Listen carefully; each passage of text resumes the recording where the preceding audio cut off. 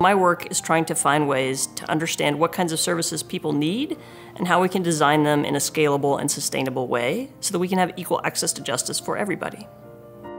I'm Rebecca Sandefur. I'm a sociologist at the American Bar Foundation and the University of Illinois. I became a sociologist because I was fascinated by questions of inequality. It's pretty clear if you look at one of the major forces that creates inequality in our society. One of them is the ways in which people are able or not able to get a lawful resolution to their justice problems. Every group in society has them.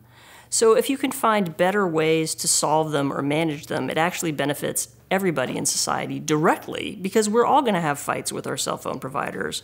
We're all going to have trouble with landlords, and we're all going to have, at one time or another, difficulties with our employers. The work that I do looks at different kinds of services and service providers that could help you with a justice problem, whether you know it's a justice problem or not.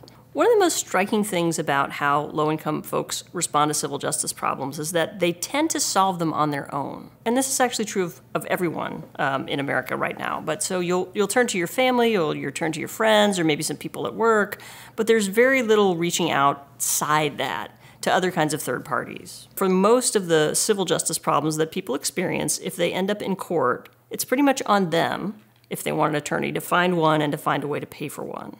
And so I started reading the papers that I could find about how lawyers affected case outcomes.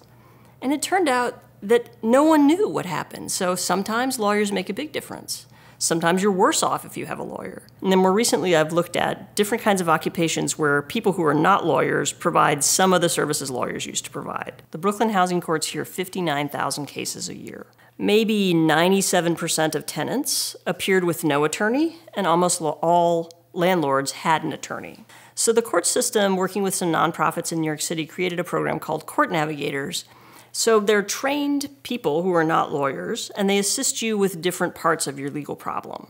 They don't represent you, but they can go with you, and so if it's stressful for you, or you're scared, or you want a little backup or support, you have that person there with you when you go through that process. The most intensive kind of court navigator achieved what looks like a 100% success rate. So changing the way the system processes and understands justice problems, and then expanding the set of service providers and helpers that can assist people when they run into justice problems. So my current research is looking at technologies that would assist people in doing things only lawyers could once do. Where can we say, okay, this tool can give you a little bit of advice, it can help you diagnose a problem, it can tell you what your options are, and that's okay. We trust that tool. We think it can do a good job. That's what I'm trying to figure out right now.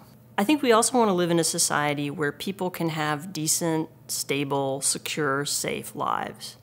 And access to justice makes both of those things possible.